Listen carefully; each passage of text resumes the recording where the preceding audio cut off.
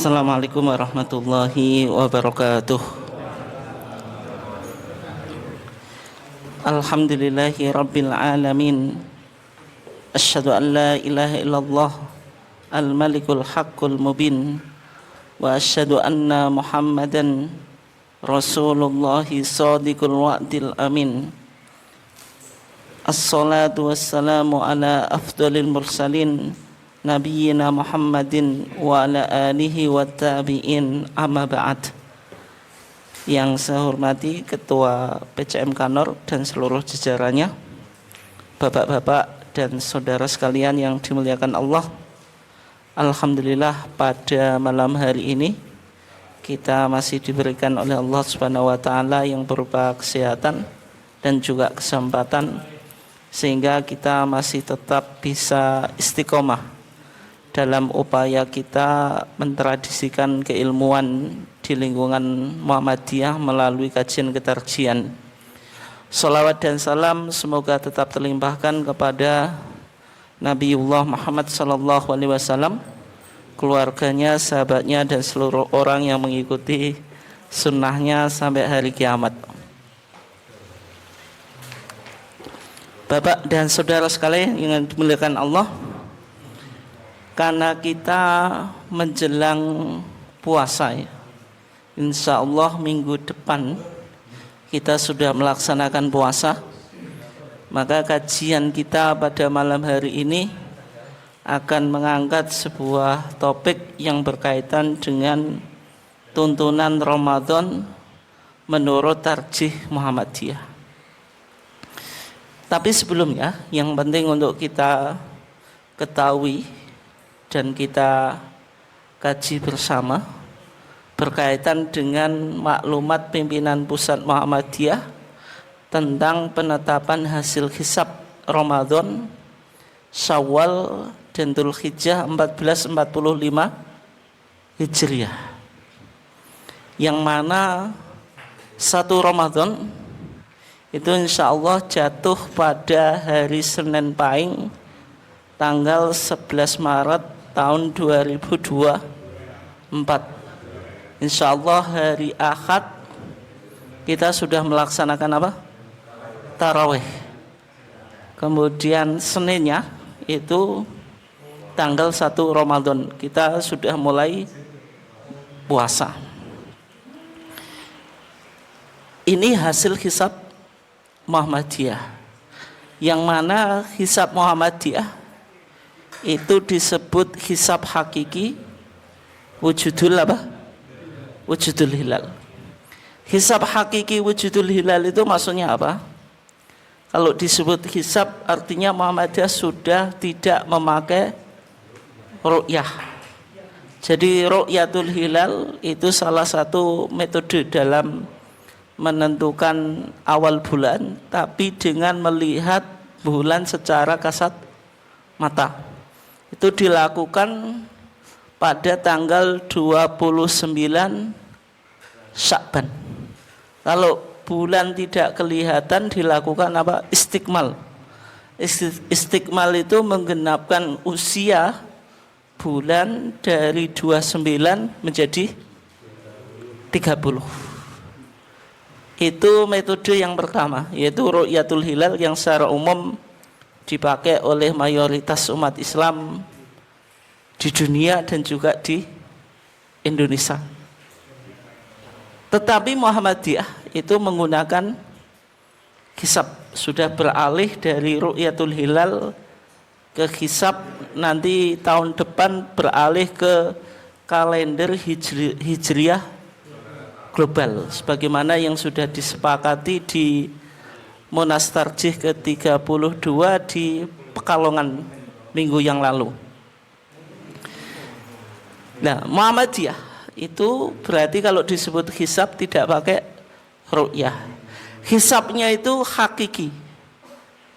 Kenapa kok disebut hakiki? Sebagai lawan dari hisab urfi. Kalau hisab urfi itu menghitung bulan tidak secara faktual sebagaimana posisinya di langit. Hisab urfi itu digunakan di penanggalan Islam Jawa Misalnya keraton Jogja itu pakai hisab apa? Hisab urfi. Usia bulan 30, 29, 30, 29, pokoknya bergantian semacam itu. Itu hisab apa? Urfi. Tapi hisab Muhammadiyah hisab hakiki. Hakiki itu menggambarkan atau menghitung posisi bulan yang berada di langit secara faktual, sehingga bulan atau usia bulan itu tidak harus bergantian tadi 30, 29, 30, 29, tapi terkadang 30, sekarang 30, besoknya lagi 30, besoknya lagi 30, terkadang bisa juga 29, 29, tergantung apa? Posisi bulan. Itu disebut apa? Hakiki. Kriterianya itu wujudul hilal. Wujudul hilal itu yang penting bagi Muhammadiyah, hilal itu sudah berada di atas ufuk. Artinya kalau hilal sudah berada di atas ufuk, itu ditetapkan sebagai besoknya, itu tanggal 1. Tidak mempertimbangkan atau mensyaratkan harus misalnya ketinggian hilal 1 derajat, 2 derajat atau 3 derajat. Sehingga ketika Muhammadiyah menetapkan hasil hisab Ramadan, Idul Fitri atau Idul Adha juga, itu sangat kemungkinan tim ru'yah kemenak itu tidak ada yang melihat. Karena kalau ketinggian hilal di bawah 1 derajat itu tidak mungkin imkanur ru'yah, tidak mungkin ada orang yang bisa melihat. Tapi dalam perspektif Muhammadiyah yang penting secara faktual hilal sudah wujud di atas ufuk meskipun tidak bisa dilihat secara kasat mata. Itu apa namanya? Hisab hakiki wujudul hilal. Tapi secara spesifik wujudul hilal itu harus terpenuhi 3 syarat. Harus terpenuhi berapa? 3 syarat. Ini ingat-ingat Pak Tobu, Bapak dan saudara sekalian. Yang pertama, harus terjadi ijtima. Ijtima itu konjungsi. Maksudnya apa? Matahari dan bulan itu berada dalam satu garis lurus. Karena di bulan Komariah Pak Tobu, Bapak dan saudara sekalian yang dimuliakan Allah, itu kalau mau pergantian bulan baru itu pasti terjadi konjungsi. Posisi bulan dan matahari berada dalam satu garis lurus. Itu diistilahkan apa? Ijtima atau konjungsi. Yang kedua, syaratnya ini yang kedua. Ijtima atau konjungsinya itu terjadi qoblal ghurub. Qoblal ghurub itu sebelum matahari terbenam. Sebelum matahari terbenam. Artinya ijtima dulu baru matahari terbenam. Enggak boleh terjadi ijtima tapi setelah matahari terbenam. Itu syarat yang kedua. Yang ketiga, ketika matahari terbenam, piringan bulan yang di atas itu sudah wujud di atas ufuk. Kalau misalnya jenengan di tepi laut mengamati bagaimana matahari itu terbenam, matahari itu kan semakin tenggelam toh ke dasar laut seolah-olah Pak gitu, ya kan? Nah, ketika matahari sudah tenggelam, itu bulan wujud di atas matahari. Artinya hilal sudah wujud. Wujudnya itu dihitung berapa ketinggiannya. Kalau tidak ada 1 derajat, itu kemungkinan tidak bisa dilihat.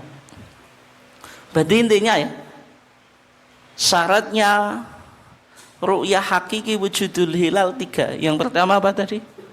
Terjadi konjungsi atau ijtima. Yang kedua apa? Ijtima'nya qoblal Huruf yang ketiga gimana?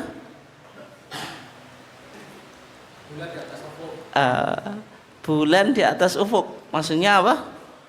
Matahari terbenam dulu, bulan, piringan bulan yang bagian atas itu muncul. Itu disebut apa? Wujudul hilal. Oke ya, jelas ya. Nah, coba kita lihat sekarang hasil hisab 1 Ramadan. Ramadan 1445 Hijriah. Pada hari Ahad Legi 29 Sya'ban 1445 Hijriah bertepatan dengan 10 Maret 2024 Masehi. Ijtima jelang Ramadan 1445 Hijriah terjadi pada pukul 16 lebih 7 menit lebih 42 detik waktu Indonesia Barat. Apa yang jenengan simpulkan dari sini? Sudah terjadi konjungsi atau ijtima. Kapan? Akad Legi. Akad apa? Legi tanggalnya 10 Maret. Ya. Yang kedua, Pak, apa yang jenengan simpulkan dari yang kita bahas tadi? Pukul 16 apa ini? 07.42 detik. Apa yang jenengan simpulkan? Nah, itu qoblal ghurub. Ijtima'nya qoblal ghurub karena jam 4 lebih 7 menit itu matahari sudah terbenam atau belum? Belum. Dan sebagian ulama mensyaratkan ijtima' itu harus terjadi ba'da zawal atau setelah masuknya waktu zuhur. Dan itu harus terjadi di semua permukaan bumi atau di penjuru dunia. Kita coba, Pak, bawa hasil ijtima' atau konjungsi hisab Muhammadiyah ke Saudi. Indonesia dengan Saudi itu terpaut berapa jam? 4 jam. Kalau ijtima'nya di Indonesia terjadi pukul 4 sore, di Saudi jam berapa? Jam berapa, Pak, di Saudi? 12. Kalau 12 sudah masuk zuhur atau belum? Jam 12 sudah masuk zuhur atau belum? Sudah.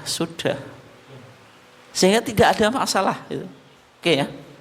Berikutnya, tinggi bulan pada saat matahari terbenam di Jogja itu plus 00 derajat lebih 56 menit lebih 28 detik. Artinya hilal sudah wujud atau belum, Pak? Sudah, meskipun ketinggiannya enggak ada 1 derajat. Sehingga Muhammadiyah menetapkan hari Senin Pahing tanggal 11 Maret 2024 Masehi jatuh pada hari ini, Pak. 1 Ramadan 1445 itu jatuh pada hari Senin Pahing tanggalnya 11 Maret 2024. Meskipun tadi ketinggian hilal tidak ada 1 derajat. Kalau tidak ada 1 derajat, Pak, nanti Badan Hisab dan Ru'yah Kemenak kira-kira ada yang melihat atau enggak? Tidak gitu. Apalagi Kemenak menggunakan hasil keputusan Mabins yang mensyaratkan berapa? 3 derajat. Sehingga dari sini, Pak, kemungkinan 1 Ramadan berbeda atau berbarengan? Berbeda. Siapa yang lebih dahulu puasa? Nah, berarti jenengan lebih dahulu puasa. Itu jenengan diuji, Pak. Loh, puasa apa? Dulu, yang lainnya belum puasa. Tapi nanti Idul Fitrinya itu insya Allah sama ya, karena hasil hisab Muhammadiyah sudah 6 derajat ketinggian apa? Hilal. Kalau 6 derajat ya potensi banyak orang yang melihat ya. Meskipun demikian apa Pak? Kita puasa dulu tetap menghormati yang belum puasa, tapi jangan yang belum puasa juga menyalahkan Muhammadiyah bid'ah, itu jadi masalah juga Pak gitu. Berarti jangan beribadah berdasarkan apa Pak? Kebid'ahan gitu. Nah, dan Ramadan ke depan Pak, itu Muhammadiyah sudah menggunakan kalender Hijriah global Pak, lebih modern lagi. Itu sebagai kontribusi Muhammadiyah dalam membayar utang peradaban Pak. Karena fakta di lapangan, umat Islam itu satu-satunya umat yang tidak memiliki kalender global gitu. Misalnya kalau kita lihat orang Kristen merayakan Natalan Pak, tanggal berapa? 25 Desember. Jangan pernah mendengar harinya berbeda. Oh, Natalan 2 hari, ada yang hari Senin dan Selasa gitu. Yang satu, yang sebagian kelompok Senin, sebagian yang lain Selasa. Kita 17-an Agustus saja, harinya selalu sama atau terkadang berbeda Pak? Selalu sama.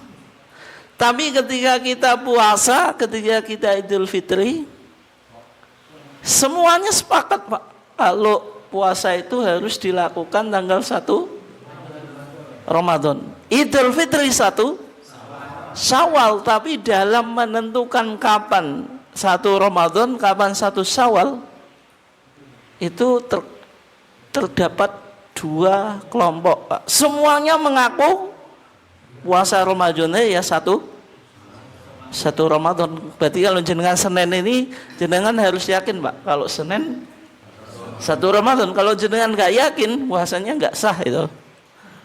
Belum Ramadan kok jenengan puasa.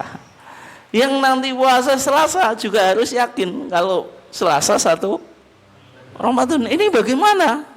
Semuanya meyakini kalau puasa itu harus 1 Ramadan, tapi harinya kok berbeda. Sehingga Muhammadiyah ingin apa Pak, menyelesaikan problem ini, bahwasanya 1 hari itu 1 tanggal, atau 1 tanggal 1 hari gitu. Nah, itu apa Pak? Nah, Muhammadiyah di sini ingin apa Pak? Membayar hutang peradaban yang selama ini umat Islam itu tidak memiliki kalender global, meskipun itu banyak tantangannya. Oke. Berikutnya, ketika kita bicara puasa, ada ayat yang cukup populer, sering disampaikan ketika bulan Ramadan. Ya ayyuhalladzina amanu kutiba alaikumusyamu kama kutiba alal ladzina min qablikum la'allakum tattaqun. Ya ayyuhalladzina amanu, ini yang berfirman Allah ditujukan kepada orang-orang yang mukmin. Kutiba alaikumusiyam, diperintah untuk puasa. Kemudian ditutup la'allakum tattaqun. Tujuan dari puasa itu membentuk pribadi yang memiliki tingkatan spiritualitas yang tinggi, yaitu level muttaqin. Untuk menjadi muttaqin mudah atau enggak? Enggak mudah. Kita harus memaksimalkan ibadah puasa dengan berbagai macam amalan. Ya, di antaranya puasa itu sendiri. Kalau puasa saja enggak dilakukan, bagaimana menjadi muttaqin? Puasa tidak sholat, masalah juga Pak.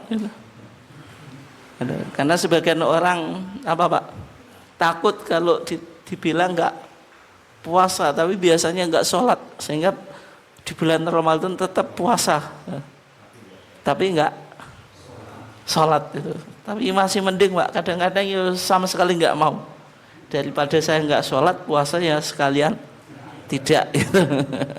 Nah, itu kenapa Pak? Sungkan mantu deh. Nah, kemudian mudarasatul Quran, berinteraksi dengan Al-Quran, karena bulan Ramadan ini apa Pak? Syahrul Quran. Iktsarus shadaqah, memperbanyak sedekah itu. Iktikaf 10 hari yang terakhir di bulan Ramadan. Paling tidak Ramadan diisi dengan amalan-amalan ini ya. Enggak cukup diisi dengan tidur gitu. Habis sahur tidur, jam 12 bangun sholat zuhur, tidur lagi, jam 3 sholat asar, tidur lagi, buka gitu, malam tidur lagi, gitu saja. Itu ya puasa, ya sholat, tapi bisa la'allakum tatakun ini bisa merealisasikan ini dengan maksimal atau enggak? Enggak juga gitu. Meskipun tadi Pak tidak melakukan maksiat gitu. Kalau kita bicara tentang puasa, pembahasan puasa itu sudah dibahas di HPT kita, di Kitabus Shiyam, hasil Kongres ke-28 di Medan tahun 1939. Sudah lama Pak, 19 berapa? 39. Di sana dibahas 6 permasalahan atau 6 perkara ya, atau 6 topik. Yang pertama kaifiyatus siyam, tata cara puasa. Bagaimana tata cara puasa? Yang kedua mubtilatus shaum, pembatal-pembatal puasa. Yang ketiga man yajibu alaihil qadha, siapa yang wajib qadha. Yang keempat mujtanabatus shaim, hal-hal yang harus dihindari bagi orang yang berpuasa. Yang kelima as-sahur wal iftar, makan sahur dan berbuka. Kemudian yang terakhir fadhailul a'mal, hal-hal yang amalan-amalan yang utama yang penting untuk kita lakukan di bulan Ramadan. Secara khusus Kitabus Shiyam itu dikomentari atau disarai dalam tuntunan Ramadan Pak. Kalau misalnya ini Majelis Tarjih itu melakukan syarah dari HPT Pak, sebagaimana yang dilakukan oleh Majelis Tarjih di tuntunan Ramadan, maka HPT kita itu mudah untuk dipahami. Karena HPT jilid 1 itu susah untuk dipahami meskipun bahasa Indonesia Pak. Tapi kan ada teks Arab, ada bahasa Indonesia, tapi isinya matan cuma dalil, itu susah juga untuk dipahami. Kalau ya kecuali kalau jenengan ikut ngaji ataupun punya background itu tahu bagaimana membaca ini. Tapi kalau dibaca sendiri Pak, itu kadang-kadang ya nggak nyampe pada sebuah kesimpulan gitu. Tapi kalau jenengan punya ini tuntunan Ramadan, ini memberikan komentar terhadap Kitabus Shiyam yang ada di HPT gitu. Kalau misalnya ini HPT kita itu sudah disyarah semuanya, itu akan apa Pak, mudah untuk diikuti. Ya problem kita ini kan ketika ngaji tarjih memang ada orang yang sudah niat ngaji Pak, baca HPT kok nggak paham-paham ya, lebih enak baca buku yang lain. Misalnya buku-buku Ahsan itu kan menarik Pak, apalagi debat itu kan ada tantangan. Kalau HPT ini kan nggak ada debatnya Pak, itu normatif itu. Itu kalau punya niat. Ada juga yang penting Muhammadiyah itu kan organisasi sosial, nggak perlu ngaji-ngaji gitu. Yang penting dakwah saja. Dakwah itu kan yang penting semangat, meskipun tanpa apa? Tanpa ilmu ya. Kadang sebagian orang itu semangat dakwahnya luar biasa Pak. Tapi kalau diajak ngaji ya enggak mau gitu. Terus pokoknya ngajak apik wong liya kan itu. Nah, sehingga yang terjadi itu Pak, semangat tapi kosong dengan keilmuan itu. Nah, kalau kita kaji tentang klasifikasi orang Islam dalam puasa Ramadan, ini yang pertama bicara tentang siapa yang diwajibkan berpuasa, yang kedua siapa yang tidak diwajibkan berpuasa. Yang diwajibkan berpuasa itu semua orang muslimin dan muslimat, laki-laki dan perempuan. Yang kedua mukallaf. Mukallaf itu akil balik. Akil berarti kalau majnun, orang gila, diwajibkan puasa atau enggak? Tidak itu. Wajib qadha atau enggak, Pak? Kalau gilanya 5 tahun, setelah 5 tahun sembuh, Pak. Wajib qadha atau enggak? Enggak. Kenapa, Pak? Hilang akal, Pak. Balik artinya tidak anak kecil. Anak kecil itu kan enggak balik. Anak kecil berarti wajib puasa atau enggak? Tidak. Tapi jenengan sebagai orang tua diperintahkan untuk melatih anaknya puasa atau enggak? Dilatih, Pak. Puasa apa? Beduk gitu. Kalau jam 12 apa? Buka. Puasa asar itu. Habis sholat asar jam 3 apa? Buka. Setelah itu puasa apa lagi, Pak?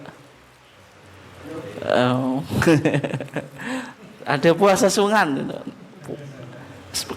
Puasa aja. Nanti kalau lapar ya nak lesu mangan gitu. Itu puasa apa? Puasa sungan. Semuanya ini hanya latihan saja, tidak sebagaimana puasa wajib. Puasa itu kan min tulu il fajri ila ghurubis syamsi, minal fajri tsumma atimus siyama apa? Ilal lail. Kalau dalam Quran itu waktunya ya dari terbit fajar sampai terbenam matahari. Tapi anak kalau sudah 7 itu mulai diperintah. 10 kok belum, itu mulai apa? Dipukul, tapi harus pukulnya apa, Pak? Mendidik ya, bukan membabi buta gitu. Itu yang mereka yang diwajibkan puasa. Berikutnya orang yang tidak diwajibkan puasa Ramadan, tapi wajib mengqadha'inya di luar bulan Ramadan. Siapa? Perempuan yang mengalami haid dan nifas itu. Kalau wanita haid nggak boleh puasa, haram berpuasa. Oh misalnya saya wanita solehah itu, meskipun haid saya tetap puasa. Puasanya sah atau enggak? Enggak sah itu. Wajib tidak puasa tapi wajib qadha. Sebagaimana hadis Aisyah itu, kunna nu'maru bi qadha'is shaum. Kami para wanita diperintahkan untuk mengqadha puasa. Tapi haid itu rukhsah atau enggak, Pak? Rukhsah itu apa? Keringanan. Rukhsah atau enggak, Pak? Perempuan yang haid dapat rukhsah tidak berpuasa. Betul atau enggak ini? Betul. Kenapa, Pak? Karena enggak berpuasa. Tapi maksud rukhsah itu apa? Keringanan. Keringanan itu boleh diambil, boleh tidak, ya kan? Kalau dia mampu ada keringanan nggak usah diambil. Kalau tidak mampu diambil. Itu namanya apa? Rukhsah. Lah sekarang kalau wanita haid itu datang haid, Pak. Oh, tapi saya tetap mampu. Nggak saya ambil rukhsah ini. Dia memaksa untuk apa? Puasa. Akhirnya puasa betul, Pak. Lah tadi katanya rukhsah, Pak. Kok nggak boleh? Kalau jenengan bepergian musafir, itu rukhsah atau enggak? Rukhsah. Jenengan bepergian ke Surabaya itu antara capek dan tidak. Tapi kan saya bepergian, pilih apa, Pak? Berbuka gitu. Boleh atau enggak? Boleh. Kenapa? Karena musafir rukhsah. Kalau jenengan, oh meskipun saya capek tapi kelihatannya masih kuat saya, akhirnya meneruskan puasa, boleh atau enggak? Boleh. Gitu. Tapi kalau wanita haid rukhsah atau enggak? Enggak, Pak. Haram, Pak. Berarti rukhsah atau enggak? Nah, terus apa kalau enggak disebut rukhsah? Nah ini maksudnya bahasa yang sering salah, Pak, di masyarakat. Jadi haid itu bukan rukhsah, tapi dia manik. Itu ingat-ingat ya, nggih. Soalnya ini bahasa usul fikih, tapi jarang dipahami oleh masyarakat awam. Rata-rata di masyarakat awam kalau bilang wanita haid dapat rukhsah tidak berpuasa itu salah. Khed itu bukan rukhsah, khed itu mani. Mani itu sesuatu yang menghalangi ibadah. Sesuatu yang menghalangi apa? Ibadah itu. Berarti wanita haid tidak boleh berpuasa karena haidnya itu menghalangi kesahnya ibadah apa? Puasa. Termasuk juga sholat itu diistilahkan mani. Tapi kalau rukhsah boleh diambil, boleh tidak. Berarti haid itu mani, bukan rukhsah. Yang kedua, orang yang diberi keringanan, nah ini baru rukhsah, Pak. Dan orang tersebut boleh meninggalkan puasa. Kalau boleh berarti apa? Boleh tidak berpuasa, boleh tetap berpuasa. Itu. Yang pertama, orang yang diberi keringanan, rukhsah untuk tidak berpuasa dan wajib mengganti atau mengqadha puasanya tapi di luar bulan Ramadan. Yang pertama, orang yang sakit biasa. Sakit biasa itu maksudnya apa? Apa? Kaltisen. Kesleo. Boleh gak puasa tuh gak, Pak? Kesleo, Pak. Alah. Sakit panunan. Gatelan. Godeken apa? Godeken. Tetap puasa atau enggak? Sakit apa maksud? Sakit hati, Pak. Mangkel itu sakit hati. Boleh enggak puasa atau enggak? Boleh, Pak. Ulangan ini sopo gitu. Yang semacam itu tetap puasa, Pak. Karena sakitnya tidak menghalangi atau tidak menyebabkan ia susah apa, Pak? Merasa berat untuk melakukan puasa. Sakit biasa itu maksudnya sakit tapi masih diharapkan kesembuhannya, atau al-marad alladzi yurja bur'uhu, sakit yang masih diharapkan kesembuhannya. Sebagai lawannya, sakit yang tidak diharapkan kesembuhannya itu rukhsah, Pak. Rukhsah.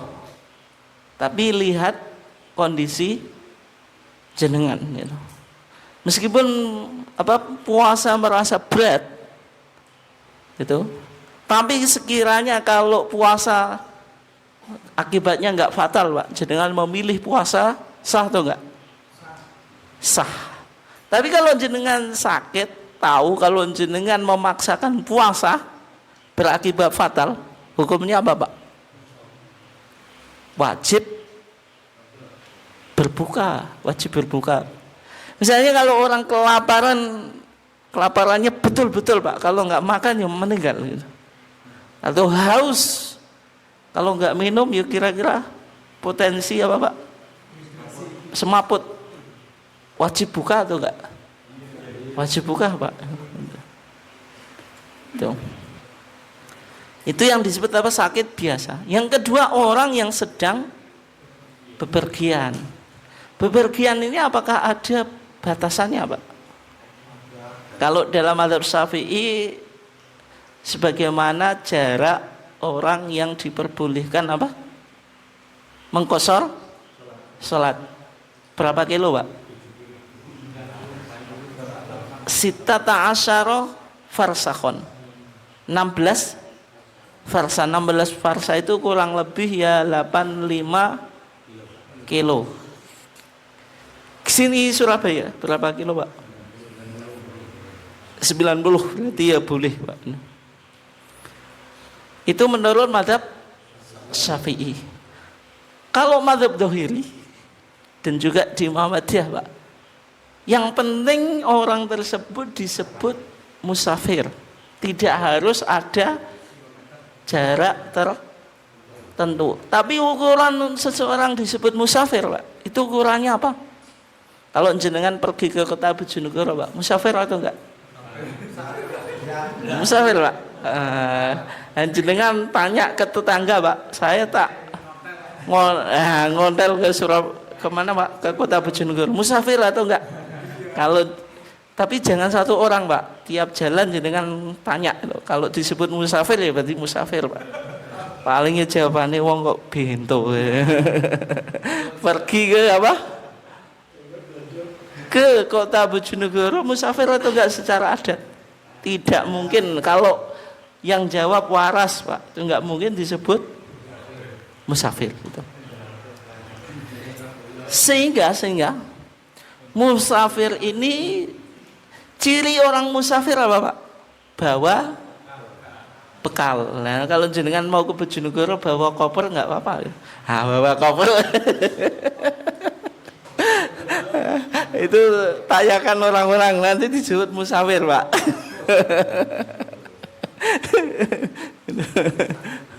Itu ya. Berarti yang penting apa? Orang tersebut secara adat itu disebut apa? Musafir. Bisa jadi kurang dari 80 kilometer, itu sudah disebut apa? Musafir itu. Dasarnya apa? Ini firman Allah, faman kana minkum maridun aw ala safarin fa'iddatun apa? Min ayyamin ukhar. Barang siapa di antara kamu sakit atau bepergian, fa'iddatun, kemudian dia apa? Buka, maka bilangannya di hari-hari yang lain itu. Tapi yang menjadi pertanyaan, Pak, kalau kita di konteks sekarang, bepergian itu kan kemajuan teknologi, Pak.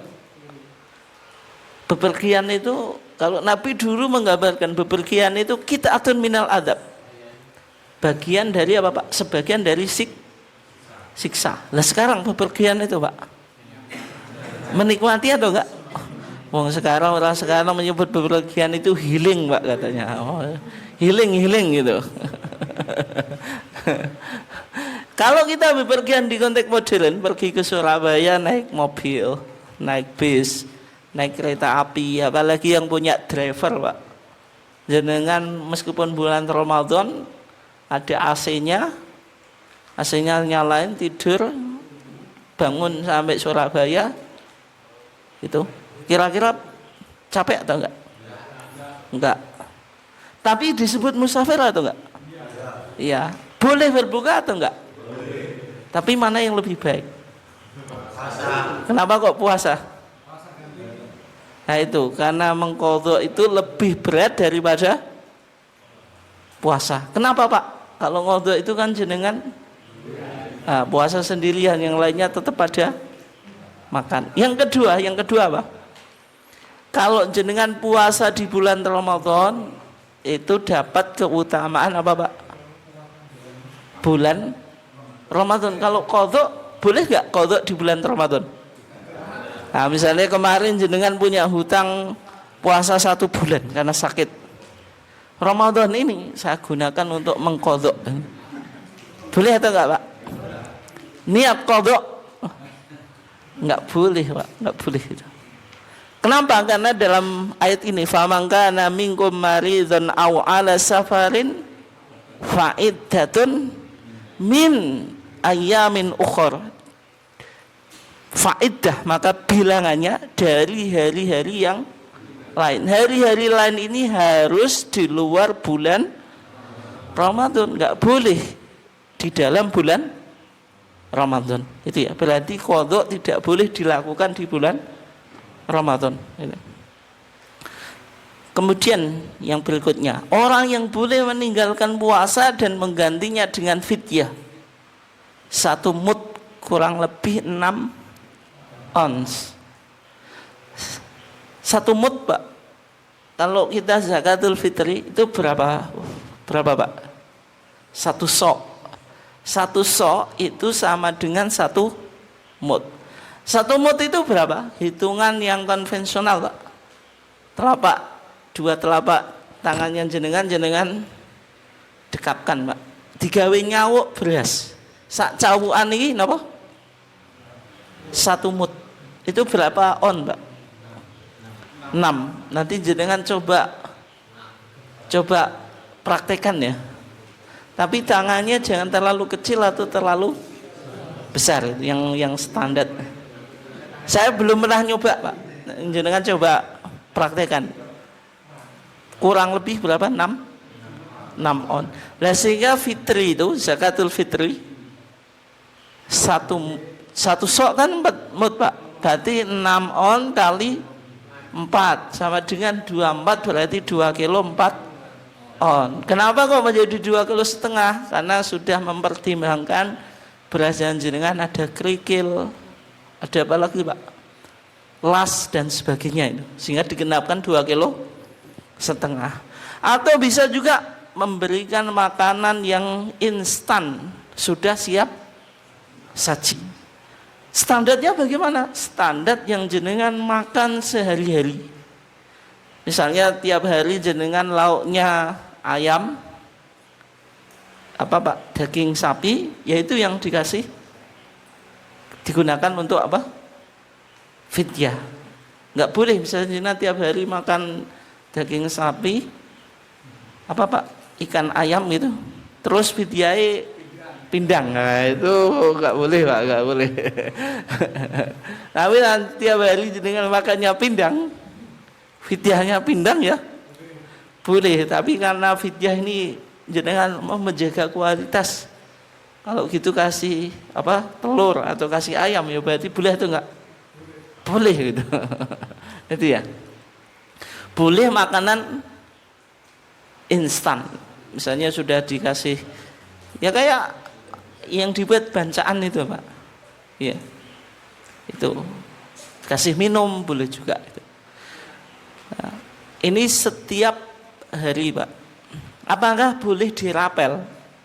Boleh atau enggak? Boleh dibayarkan di akhir Ramadan. Di luar Ramadan boleh atau enggak? Boleh atau enggak? Boleh, tapi kalau jenengan bayarnya di bulan Ramadan dapat fadilah apa Pak? Ramadan itu ya.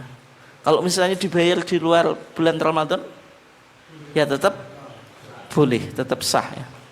Siapa saja orang yang tidak mampu berpuasa karena sudah lansia Pak, lanjut usianya sudah sangat sepuh, nggak kuat puasa gitu. Berarti boleh tidak berpuasa, wajib qadha. Wajib apa? Qadha. Tapi kalau dia orang nggak punya Pak, ada kakek-kakek, ini contoh saja Pak, mudah-mudahan nggak ada yang seperti ini ya. Kakek-kakek anaknya nggak punya, dia hidup sendirian, sudah tua rentah gitu, nggak punya penghasilan apa-apa gitu, nggak mampu puasa. Berarti apa tidak puasa? Bayar fidyah atau enggak? Kalau nggak mampu ya tidak gitu ya. Kemudian yang kedua, orang yang sakit menaun itu maksudnya yang sudah tidak diharapkan apa kesembuhannya. Misalnya penyakit diabetes yang sudah stadium 4, kalau berpuasa ndredeg Pak, atau apa drop gitu ya, berarti bayar fidyah. Yang ketiga dan keempat ini penting, ini bisa jenengan ceritakan ke istri jenengan.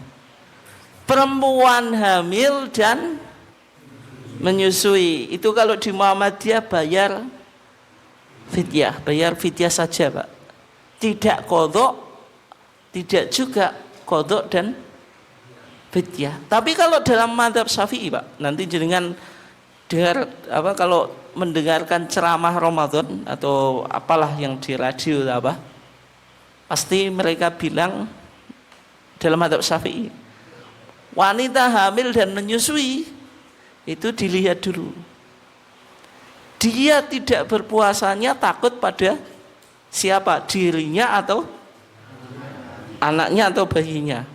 Kalau hanya takut pada dirinya, qadha. Tapi kalau takut pada bayinya, qadha dan fidyah itu. Misalnya kalau hamil takut bayinya keguguran, kalau menyusui takut apa Pak? Air susunya berkurang gitu.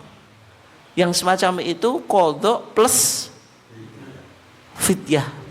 Tapi kalau takut pada dirinya saja qadha, karena dia takut pada bayinya juga tidak cukup qadha tapi plus fidyah. Sebagaimana Pak jenengan di bulan Ramadan jalan di tepi Bengawan sungai, ada orang yang mau tenggelam, yang jenengan lakukan apa? Ini yang bisa nglangi Pak, nih gak iso yo gak usah nyemplung waduh wae dadi golekan. Yang jenengan lakukan apa? Menolong Pak. Akhirnya apa? Menyelam. Batal atau enggak? Batal atau enggak Pak? Tidak. Nyelam batal atau enggak? Kenapa tidak Pak? Nyelam. Menyelam itu ngelangi Pak. Batal atau enggak posone? Kenapa tidak Pak? Enggak ngombe ya. Nak ngokop batal nih, gak ngokop batal. Tapi masalahnya lubang yang ada di jenengan berapa? Lubang hidung, lubang mulut, lubang kuping. Bisa terjaga atau enggak nak jenengan berenang? Bisa terjaga atau enggak? Yakin itu? Ini Pak menjaga lubang telinga, lubang hidung, lubang mulut. Bisa atau enggak? Enggak sengaja kemasukan Pak. Aduh. Tapi kalau jenengan puasa mandi siram Pak, apa kok siram? Apa jenis? Gebyur. Batal atau enggak? Tidak. Terus kalau berenang batal, kalau gebyur enggak batal Pak. Apa bedanya? Bedanya apa? Itu betul sing pengalaman loh. Kalau awake gebyur Pak, itu bisa mengontrol lubang hidung, lubang mulut, lubang telinga. Tapi kalau jenengan berenang Pak, meskipun sih ngomong bisa mau jejal ya, tetap nggak bisa Pak. Karena kan kita masuk dalam air, siapa yang bisa mengendalikan apa air masuk hidung, masuk mulut, sehingga orang puasa berenang Pak, puasanya apa? Batal. Tapi jenengan tadi berenangnya atas kehendak sendiri atau ada kemampuan untuk menyelamatkan orang lain? Menyelamatkan orang lain. Siapa orang yang mau tenggelam? Berarti kalau jenengan dalam kasus seperti itu, puasa jenengan batal. Kewajiban jenengan apa? Mengqadha atau bayar fidyah? Mengqadha atau bayar fidyah?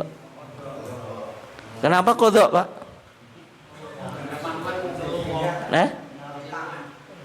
Karena puasa jenengan apa? Batal. Tapi jenengan membatalkan puasa takut keselamatan diri jenengan atau orang lain? Orang lain. Berarti apa Pak? Qadha dan fidyah. Sebagaimana apa? Wanita hamil dan menyusui takut pada bayinya, qadha plus fidyah. Kesimpulan jenengan apa? Wong melakukan kebaikan sehingga menguntungkan ini Pak ya. Capek-capek menyelamatkan orang lain, kena apa Pak? Qadha plus itu dalam mazhab Syafi'i seperti itu Pak. Logikanya apa Pak? Kalau jenengan membatalkan puasa sendiri, qadha, masalahnya ketika jenengan tahu orang mau tenggelam tadi Pak, khawatir keselamatan orang lain, sebagaimana seorang ibu tidak berpuasa kalau hamil takut bayinya keguguran, kalau menyusui air susunya apa? Berkurang. Ya meskipun pandangan mazhab Syafi'i ini agak janggal Pak, tapi dalam pandangan mereka semacam itu ya. Tapi kalau kita Pak, ya cukup qadha saja gitu. Apa? Qadha kalau posisinya tadi jenengan menyelamatkan orang yang tenggelam. Tapi kalau wanita hamil dan menyusui, fidyah. Alasannya apa? Mengikuti penafsiran Ibnu Abbas. Ketika Ibnu Abbas membaca firman Allah atau menafsiri surah Al-Baqarah ayat 184, Pak. Wa 'alal ladzina yutiqunahu fidyatun ta'amu miskin, kata Ibnu Abbas, ini termasuk wanita yang hamil dan menyusui. Dan fatwa tarjih, Pak, mengikuti atau putusan tarjih mengikuti pandangannya Ibnu Abbas atau sama dengan pemahamannya Ibnu Abbas. Tapi ternyata, Pak, pandangan tarjih ini ada nilai kemudahan. Nilainya apa? Kemudahan atau taisir. Kemudahannya apa? Dulu sebelum ditemukannya KB, wanita itu bisa tiap tahun itu apa, Pak? Melahirkan itu. Kalau wanitanya apa, Pak? Subur ya. Walud itu bahasa agamanya. Tapi kalau bahasa ayam itu apa, Pak? Sing suka reden. Nah, kalau tiap tahun apa? Melahirkan anak, itu kapan ngodoinya? Nah, itu kan bingung juga, Pak ya. Ngodoinya kapan gitu. Sehingga pandangan tarjih ini ada prinsip apa? Kemudahan. Berikutnya, Pak, dilihat dari dimensi sosial. Qadha sama fidyah bagus mana, Pak? Dimensi sosial loh. Fidyah kenapa? Karena orang bayar fidyah itu berdampak bagi orang yang tidak mampu, Pak, itu ya. Nah, sehingga kalau kita coba saya tanya, Pak ya, musafir itu qadha atau fidyah? Musafir qadha atau fidyah, Pak? Qadha. Sakit yang tidak diharapkan kesembuhannya, sakit yang diharapkan kesembuhannya, wanita haid qadha atau fidyah? Qadha. Wanita hamil, wanita menyusui, fidyah. Orang yang itu, Pak, sengaja nggak puasa, yang marung itu kelihatan kakinya itu fidyah atau sengaja, Pak? Nggak sagati, Pak. Fidyah atau qadha, Pak?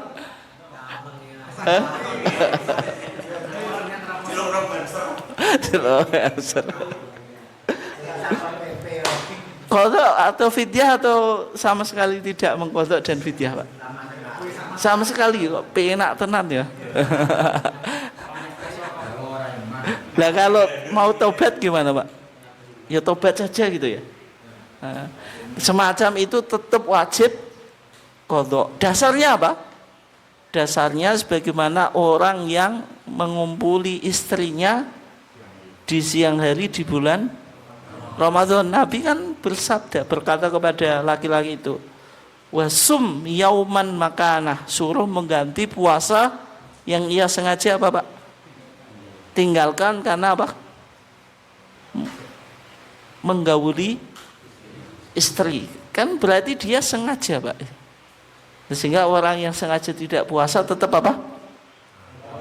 Qadha itu. Kenapa, Pak? Oh iya. Iya, makanya tadi, Pak, meskipun diqadha'i, Pak, tidak mungkin bisa menebus keutamaan puasa di bulan Ramadan. Tapi sebagai bentuk taubatnya ya di qadha gitu. Itu. Tapi meskipun diqadha'i, Pak, tidak bisa menebus keutamaan puasa di bulan Ramadan itu ya. Berikutnya mubtilatus shaum, hal-hal yang membatalkan puasa dan sanksinya. Yang pertama makan dan minum itu. Tidak harus makan dan minum itu makanan, Pak. Kalau jenengan memasukkan apa? Enggak, Pak, yang materi itu misalnya apa? Kerikil itu ke mulut ditelan. Kerikil kan enggak makanan tuh. Batal atau enggak?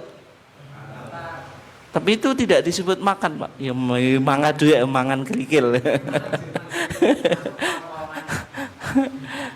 Batal atau enggak? batal Pak, makan dan minum. Tapi yang disebut Quran itu kulu wasrobu, ini bahasa yang umum, karena orang itu tidak mungkin memasukkan sesuatu yang bukan makanan ke mulutnya. Meskipun ada juga orang yang aneh itu Pak ya. Itu. Yang sekarang kalau rokok batal atau enggak Pak? Enggak. Kenapa enggak Pak? Oh, rokok enggak batal, lah merokok batal. Enggak. Jadi rokok membatalkan ibadah puasa atau enggak? Rokok ya, merokok. Nah sekarang rokok itu makanan atau minuman? Beluan. Nah itu makanan atau minuman? Tidak makanan, tidak minuman. Kok membatalkan Pak? Masuk kerongkongan. Nah kalau jenengan misalnya waktu puasa lewat orang diang itu Pak, bakar diang itu loh, nyedot asapnya, batal atau enggak? Tidak sengaja. Baik, kenapa rokok itu kok membatalkan Pak? Merokok. Nah itu ada unsur menikmati gitu. Menikmati Pak. Tapi kalau mencicip makanan batal atau enggak Pak? Mencicipin dilat itu Pak. Dilat. Nak wong wedok masak itu. Ini masakannya sudah manis atau asin apalah gitu. Pingin tahu, nah, didemek, dijilat. Gitu. Batal atau enggak? Kenapa enggak batal? Ya?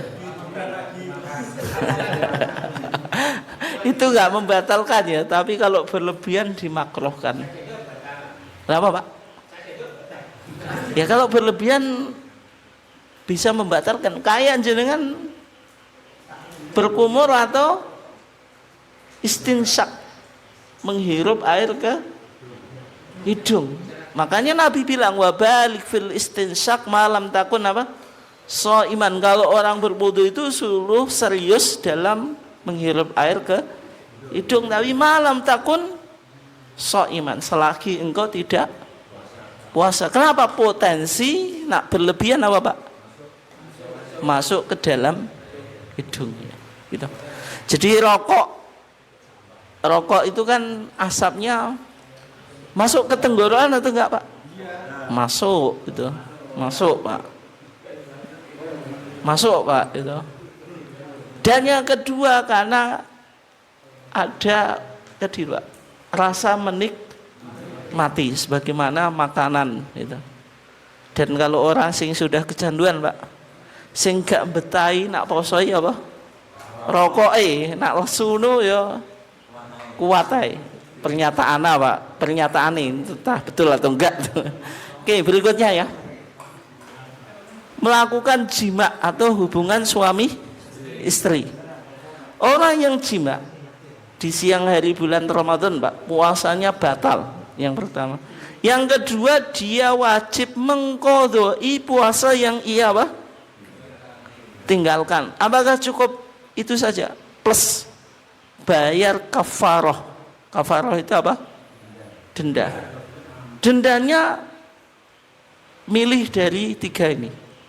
Yang pertama itku rokobatin, memerdekakan budak. Yang kedua saumu syahraini mutatabi'an, puasa 2 bulan berturut-turut. Maksudnya apa?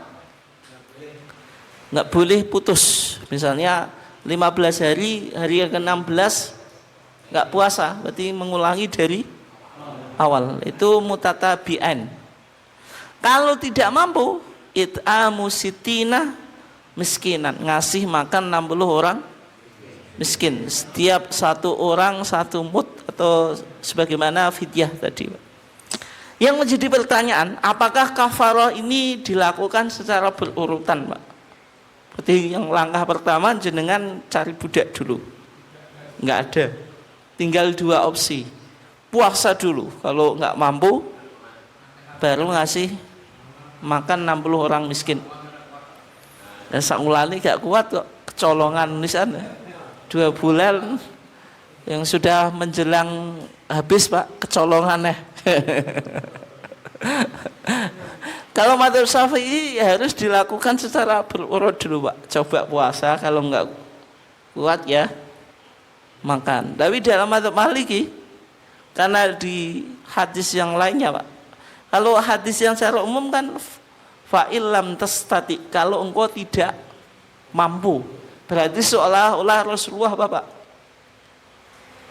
kafaroh ini dilakukan berurutan, kecuali kalau tidak mampu beralih ke yang berikutnya gitu. Tapi di hadis yang lain, sebagaimana dalam kitab Al-Muwatta ya, kitabnya Imam Malik, itu pakai au. Au itu artinya apa? Atau, sehingga dipahami sama Imam Malik ini litakhir, menunjukkan pilihan, tidak harus dilakukan secara berurutan. Dan Imam Malik menganggap ngasih makan 60 orang miskin ini lebih baik daripada puasa. Kenapa Pak? Alasannya ibadah yang berdimensi sosial itu pasti nilainya lebih baik daripada ibadah yang manfaatnya kembali pada dirinya sendiri gitu. Di fatwa tarjih itu hanya di tarjih Pak, itu pandangannya sama dengan madzhab Maliki Pak, sama dengan madzhab apa? Maliki. Dan kalau kita lihat tadi Pak, yang berdimensi sosial mana? Ngasih makan 60 orang miskin Pak. Yang berikutnya Pak, pertanyaannya, apakah kafarah ini untuk suami saja atau suami dan istri Pak? Suami tok ketek apa Pak? Sing njaluk lanang. Wong wedok gak tau njaluk Pak. Berarti kelihatannya jenengan gak tahu dirayu ya. Wah. Jenengan sendiri Pak yang kerayu.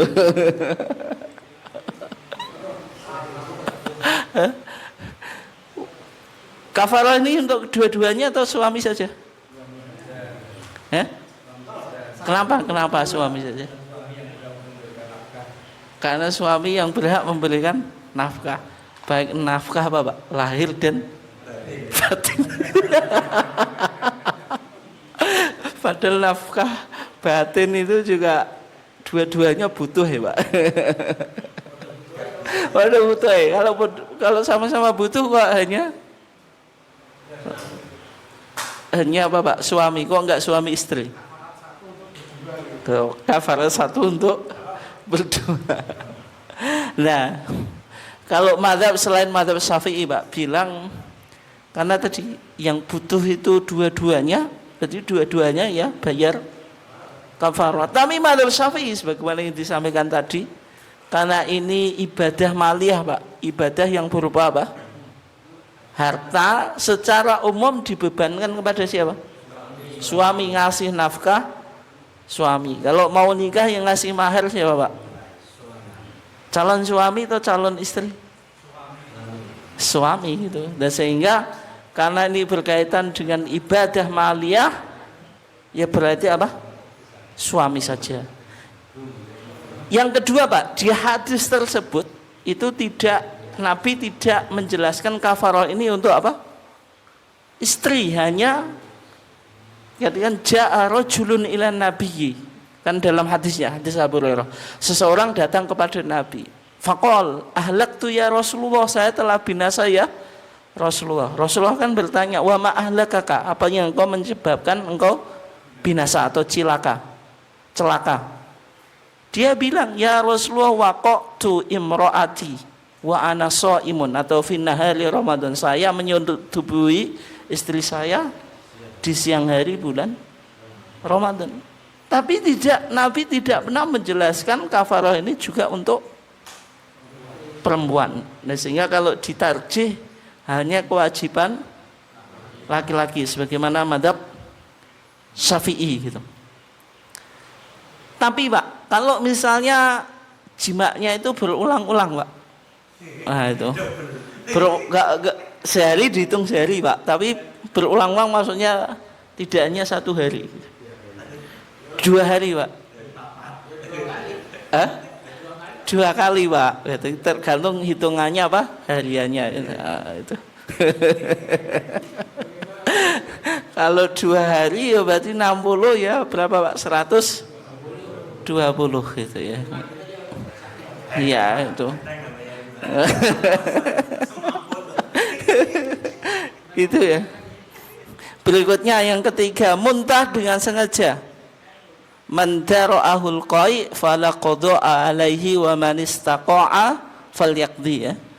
Kalau muntah itu tidak dengan sengaja, misalnya dengan puasa Ramadan Pak, naik mobil mencium bensin, mabuk, batal atau enggak? Tidak. Tapi kalau kita masukkan driji ke mulut, muntah, batal. Atau jenengan sengaja puasa nyari cairan yang bisa menyebabkan jenengan muntah itu, ya berarti semacam itu apa? Batal. Yang keempat, keluar darah haid dan nifas. Kalau misalnya Pak 5 menit sebelum berbuka, batal atau enggak istrinya? Tapi itu eman-eman tuh Pak, karek 5 menit ya. Kalau 2 menit batal. Ini jenengan nafsu laki-laki atau gimana? Enggak kasihan pada perempuan? Batal atau enggak? Ya batal Pak. Karena apa? Karena belum waktu selesainya apa? Puasa. Merokok tadi, merokok batal Pak ya. Meskipun bukan makanan ya. Kemudian mengeluarkan sperma dengan jalan onani. Mengeluarkan apa? Kalau dalam Zubahat itu au akhrajal maniya bistimna'i. Seseorang mengeluarkan mani dengan cara istimna, pakai tangan, pakai sabun gitu. Itu batal. Tapi kalau jenengan siang hari bulan Ramadan mimpi Pak, ihtilam, mimpi mengeluarkan mani. Dulu mimpi ketemu mantan kekasih gitu. Bangun apa Pak? Keluar mani gitu. Batal atau enggak? Rizki gitu. Rizki ya? Tidak. Karena apa? Tidak disengaja. Kalau orang mencium istrinya Pak di bulan Ramadan, enggak apa-apa ya. Tapi kalau jenengan mencium keluar mani, Pak, batal atau enggak? Atau jenengan meraba istri gitu? Meraba Pak. Meraba Pak, tapi metu Pak. Batal atau enggak? Nah sekarang mencium ini Pak, tapi Rasulullah itu qabbala, kata Aisyah, Rasulullah itu qabbala wa huwa shaimun. Rasulullah mencium dia dalam keadaan apa? Puasa. Qabbala ba'da azwajihi. Mencium sebagian istrinya ketika dia apa? Puasa. Berarti mencium membatalkan? Tidak. Tapi kalau mencium keluar mani batal. Makanya dalam hadisnya Pak, Aisyah mengatakan wa kana amlakukum li irbihi. Rasulullah itu seorang laki-laki yang paling bisa apa? Mengontrol nafsu seksualnya. Oleh sebab itu kalau jenengan mencium istri, cium biasa Pak gitu, ya enggak apa-apa. Tapi kalau kadang-kadang nafsu memuncak Pak, itu enggak usah dilakukan. Nanti kalau mencium potensi apa? Keluar, itu batal itu. Jangan coba-coba. Tapi kalau yang biasa cium kan, kalau yang biasanya mesra itu kan mau kerja ya Bapak, mencium, tapi mencium biasa. Tapi kadang-kadang nafsu orang itu kan nggak tahu Pak ya. Berikutnya, kalau suntik membatalkan atau enggak? Kenapa enggak membatalkan? Kalau infus batal atau enggak? Nah, bedanya infus sama suntik.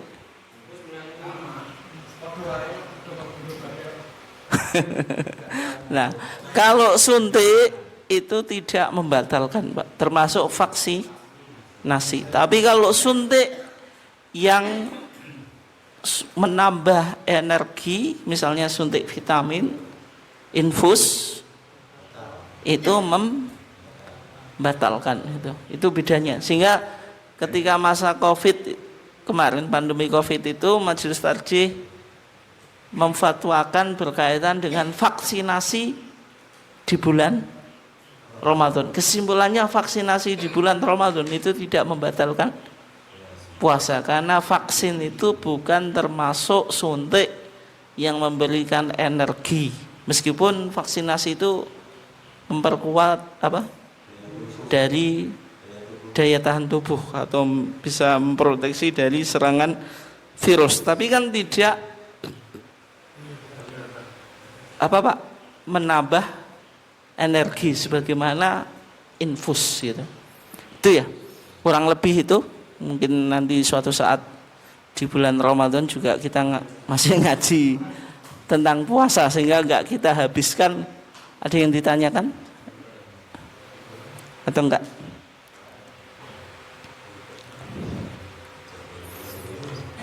Tidak ya, cukup ya. Nah, disimpan saja pertanyaannya. Nanti semakin ditanyakan semakin tidak jelas ya. Lebih baik tidak ditanyakan. Oke, kurang lebihnya mohon maaf. Wassalamualaikum warahmatullahi wabarakatuh.